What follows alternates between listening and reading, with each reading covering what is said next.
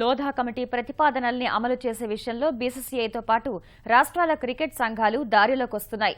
Board అధ్యక్ష కార్యదర్శులపై supreme court వేటు వేయడానికి ముందు వరకు కేవలం 4 సంఘాలు మాత్రమే లోధా ప్రతిపాదనల్ని అమలు చేయగా తాము కూడా అమలు చేస్తున్నట్లుగా చెబుతూ లోధా కమిటీకి ఇప్పటిదాకా మొత్తం 21 సంఘాలు లేఖలు రాసినట్టు తెలుస్తోంది. అటు బీసీసీఐ ఒకప్పటి అధ్యక్షుడు శ్రీనివాసన్ ఈ మధ్యే పదవి నుంచి దిగిపోయిన అనురాగ్ ఠాకూర్ల మధ్య సయోధ్య కుదిరింది. వీరిద్దరూ బెంగళూరులో సమావేశమయ్యారు.